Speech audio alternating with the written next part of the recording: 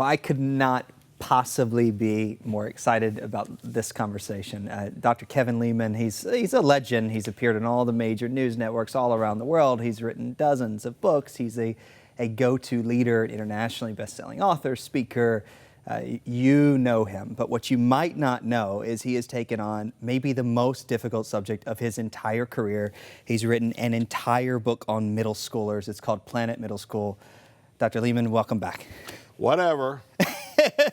They're an interesting group, Johnny, aren't they? Why would you do this? Well, you know, if you like bungee jumping, sword swallowing, white river rafting, you'll love the middle school years. And actually, the publisher had me act 6,000 words out of the book. They said, it can't, I said, there's so much to say. Wow. Because it's such a time when these kids are just sailing along, they're hugging you, they're sleeping with their little rabbit or their bear, and all of a sudden you open the door and an alien comes in. You just described my childhood. Oh, it's wild. So parents are scared, and they tend to, you know, bolt down the hatches and come up with rules. And one of the things I take on in Planet Middle School is, hey, that's not a good plan. So what should the plan be? Well, number one, don't ask your kids questions. At all? At all, no questions. Now, if you say that to a woman, that's like asking a fire not to burn, because women share, communicate, they hug anything that moves. They use 3.5 times the number of words that we men use in a given day. In a day? In a day. Wow. So when a kid comes home from school, what do most of us as parents say to the kid? How was your day today at school, honey? Yeah. Fine. What'd you do in school today? Nothing. And most kids then go to their bedroom, close and slam the door, lock it for security reasons, and then text their buddies like a woodpecker that's got ADHD. And they systematically shut you out of your life. Yeah. So what I'm saying is, you need to dialogue with kids, but you don't dialogue with kids by asking them questions. Tell me more about that. In fact, you're a man. Tell me more about that. You're a man and you're married, okay? I am, yeah. Now, here's a similarity, Johnny. It's so good to talk to you, by the way. You're one of my favorite people in life. I should tell people that. You have an enthusiasm that most people in the church just don't have. So glad to talk to you. But there's a similarity here. I think you know me as well as you think. There's a similarity between us husbands and these kids in middle school. Number one, husbands hate questions. That's true. Husbands hate the why word. That's true. So parents, when a kid says something interesting, look at them and say, wow, interesting. Tell me more about that. Now, tell me more about that's a command, but it doesn't put the defenses up. That's a brilliant little subtlety that changes everything. It changes everything. I don't know if it's brilliant. It is subtle, but it makes a difference. Most of us as men, when we get angry, what do? Do we punch holes in walls? No, we get quiet because we want to come up with the right answer. We have to work things through our little cubicles in our brains. Well, kids at this age, and they're mysteriously weird and wonderful. They can't walk through the home without jumping up and hitting the top of an archway. Yeah. And that's not bad. No, it's wonderful, but it's a perfect storm, because you got kids who have, I call them the hormone group just for fun. They're beginning to blossom. They're beginning to grow away from the parents. The parents are freaking out. They try to clamp down. Again, that's the worst thing you can do. You got kids you're unsure of, the kids running with, invite them to the house. Make your home the centerpiece.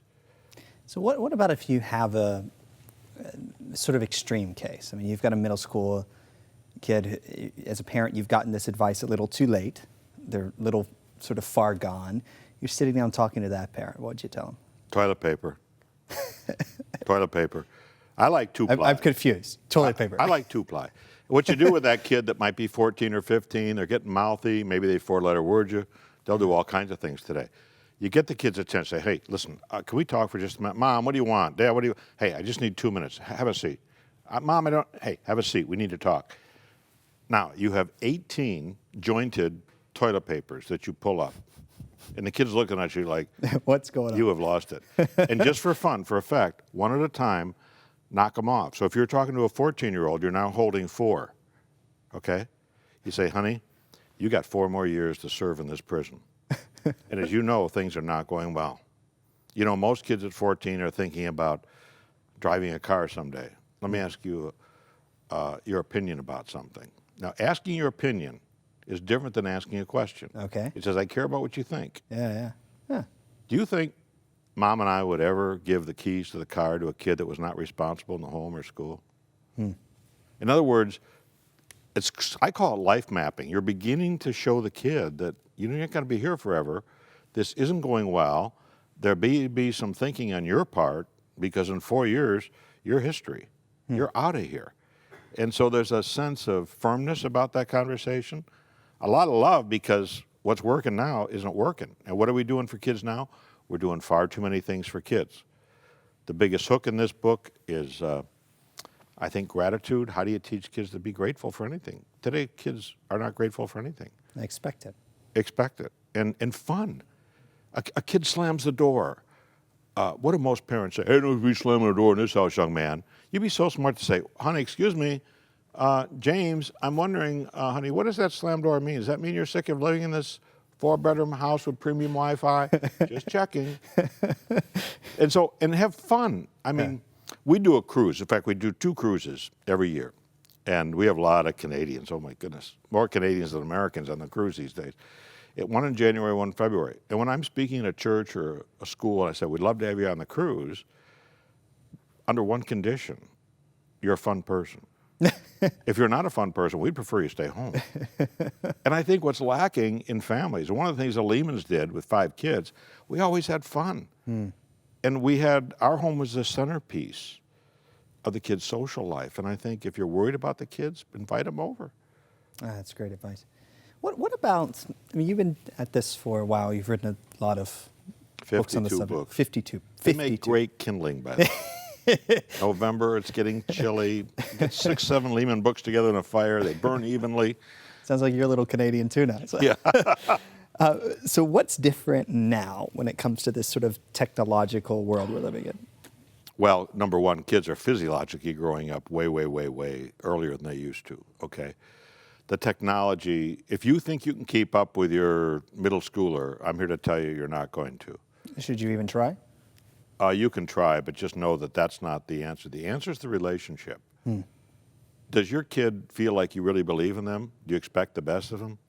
I just started a school in Tucson, a charter school, and one of the bylines of our school is no excuses.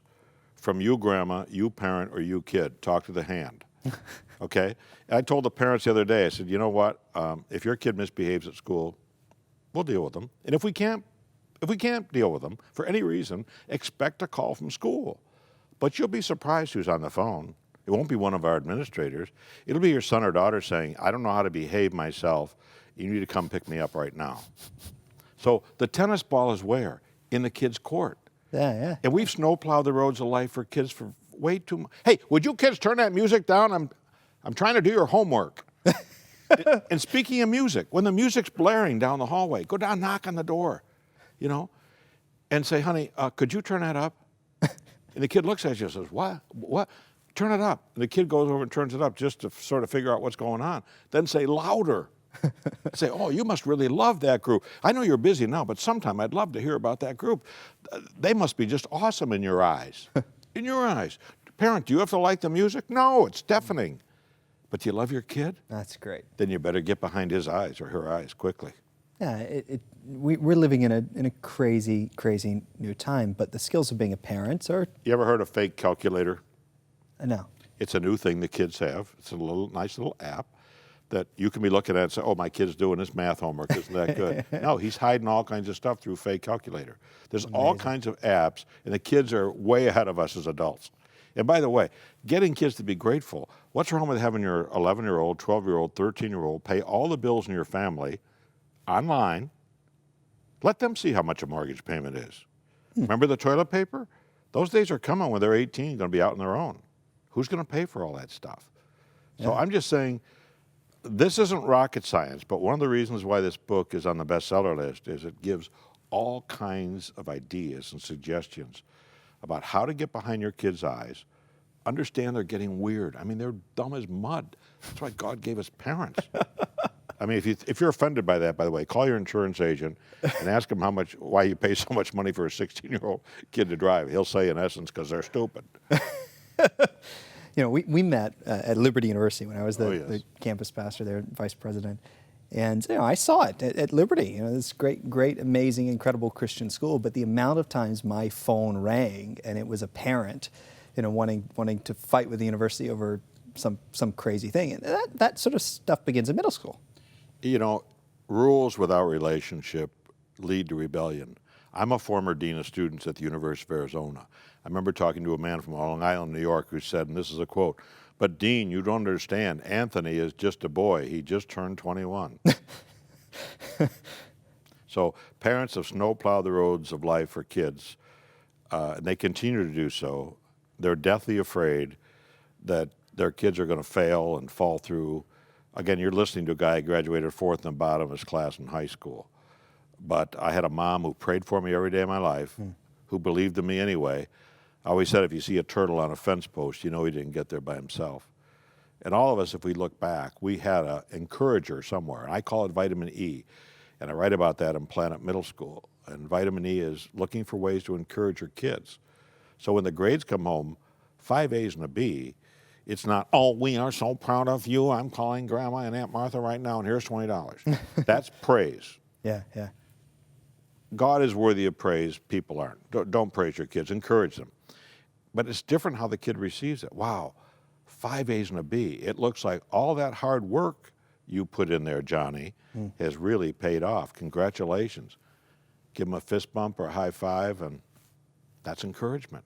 Incredible. And the takeaway for the kid is completely different than "you're the most wonderful kid in the world." So if you bring up kids to feel like they're the center of the universe, They're going to act like it. and you're a person of faith, somebody pony up and tell me where's the room for Almighty God in a kid's life. There's no room, and I'm not that smart. I haven't figured that one out. Well, with all you've seen and all you've done and a few generations of kids you've watched, are you optimistic? I would love to be optimistic. I think our current parents, millennials, are probably the worst parents we've seen because they grew up in La La Land themselves, where whatever little effort they gave was overpraised.